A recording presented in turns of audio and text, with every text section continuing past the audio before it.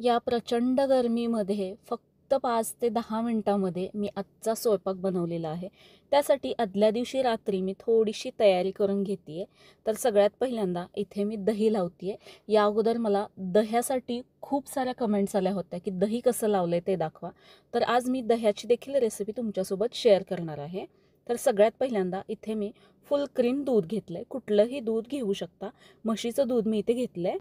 दुधाची पिशवी फोडल्यानंतर त्यामध्ये आपण परत पाणी घालतो आणि मग ते दुधामध्ये घालतो. तर तसं करायचं नाही आहे. फक्त दूध यामध्ये घालायचं आहे. एक्स्ट्राचं पाणी घालायचं नाही, नाहीतर घट्ट असं दही लागत नाही. दुधाला उकळी येईपर्यंत गॅसची हीट मी हाय ठेवली होती. दूध उकळल्यानंतर गॅसची हीट अगदी कमी करायची आणि 2 ते 3 मिनिटे हे दूध असंच आपल्याला उकळवून घ्यायचं आहे. 2 ते 3 मिनिटे दूध चांगलं उकळल्यानंतर हे आपल्याला एका भांड्यामध्ये काढून घ्यायचं आहे.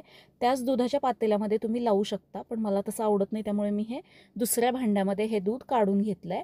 याच्यावरची जर साय तुम्हाला नको असेल तर हे थोडंसं थंड झाल्यानंतर याची साय तुम्ही काढून घेऊ शकता, पण मी जसं आहे तसंच घेतलेलं आहे.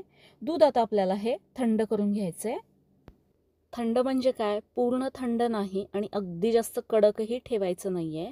हे दूध हाताला सोसेल इतकं आपल्याला गरम ठेवायचं आहे. म्हणजेच दूध थोडंसं कोमट असलं पाहिजे, अजिबात पूर्ण थंड नाही आणि पूर्ण कडकही नाही. आता इथे मी थोडंसं दही घेतलं आहे, अर्धा चमचा.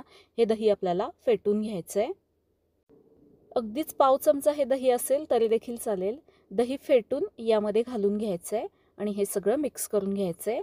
दही लावण्यासाठी जे जे आपण विरजण घेतो, जे दही आहे ते आंबट नसलं पाहिजे, नाहीतर हे जे लागणारं दही आहे हे देखील आंबटच लागेल. हे सगळं मिक्स केल्यानंतर झाकून आपल्याला हे रात्रभर एका बाजूला ठेवून द्यायचं आहे. उन्हाळ्याचे दिवस आहेत, 6 ते 7 तासांमध्येच हे दही लागतं, पण हे मला सकाळी लागणार आहे, त्यामुळे हे मी रात्री लावून ठेवलेलं आहे दुसऱ्या दिवशी सकाळी वापरण्यासाठी. याच्यावरती झाकण ठेवून हे दही लागण्यासाठी मी बाजूला ठेवून देते. दुसऱ्या दिवशी सकाळी मला लगेच हे दही लागणार आहे, त्यामुळे हे मी लगेचच वापरते. जर तुमच्याकडे वेळ असेल, दही तुम्ही लगेच खाणार नसाल, तर सकाळी लवकर तुम्ही हे फ्रीजमध्ये ठेवू शकता. जर जास्ती वेळ बाहेर राहिलं तर हे आंबट होऊ शकतं, त्यामुळे. तर इथे आता दही इथे आपण पाहताय, याला अजिबात पाणी सुटलेलं नाही आहे. मस्त असं घट्ट दही बनवून तयार झालं आहे.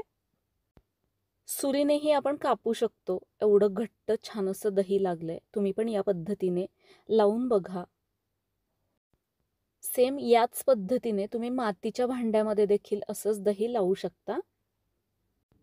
बाहेरून केमिकलयुक्त दही आणण्यापेक्षा घरच्या घरी एकदम सोप्या पद्धतीने तुम्ही हे दही बनवू शकता. इथे आपण पाहताय एकदम मस्त घट्ट असं दही लागलेलं आहे. हे दही काढल्यानंतर त्याच्या खाली अजिबात पाणी होत नाहीये, इथे आपण पाहू शकताय. याच दह्यापासून आज मी मस्त अशी चटपटीत रेसिपी बनवणार आहे. बाकी कुठलीही भाजी आमटी न बनवता फक्त दह्यापासून अशी एक आज आपण चटपटीत रेसिपी बनवतोय. इथे आपण पाहताय दह्याला अजिबात पाणी सुटलेलं नाहीये.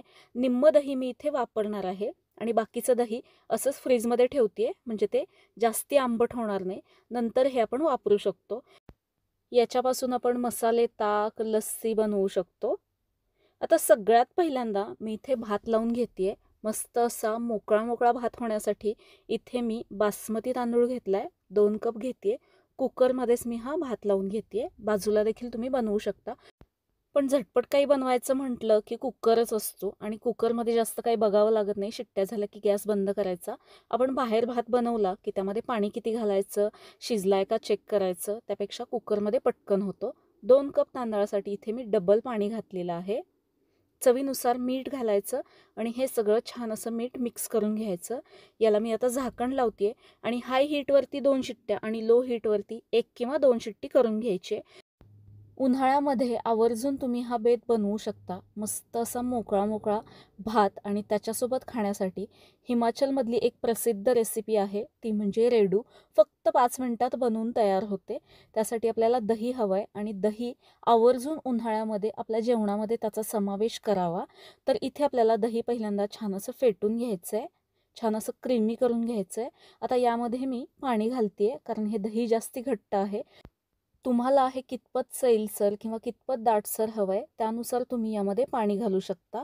1 वाटी पाणी मी यामध्ये घालते आणि हे सगळं छान असं फेटून घेते. छान क्रीमी असं हे दही तयार झालंय. या पद्धतीचं मी बनवलंय. अजून थोडं पातळ हवं असेल, पातळ तुम्ही हे बनवून घेऊ शकता. आता कुकर आपला झालाय, तो थंड होण्यासाठी मी बाजूला ठेवतेय. 2 शिट्ट्या मोठ्या गॅसवर आणि 2 शिट्ट्या लो हीटवरती करून घेतल्यात.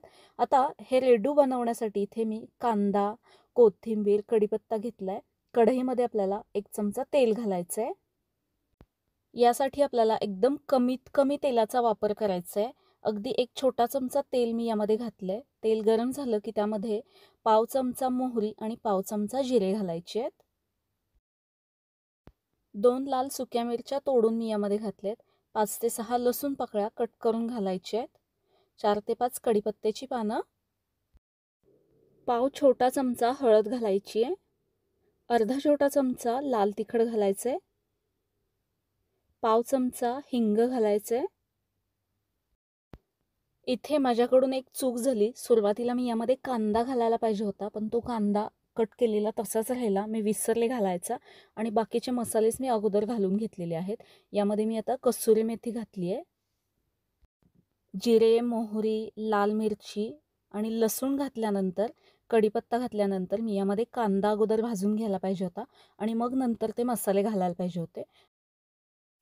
अर्धा छोटा चमचा कसुरी मेथी थोडीशी हातावरती आपल्याला क्रश करून घालायची आहे.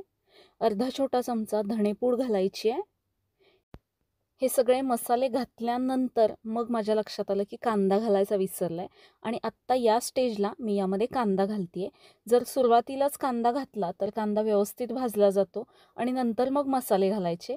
पण हा कांदा उशिरा घातल्यामुळे अगदी लो हीटवरती हे मसाले करपून न देता हा मला कांदा व्यवस्थित भाजून घ्यायला लागला.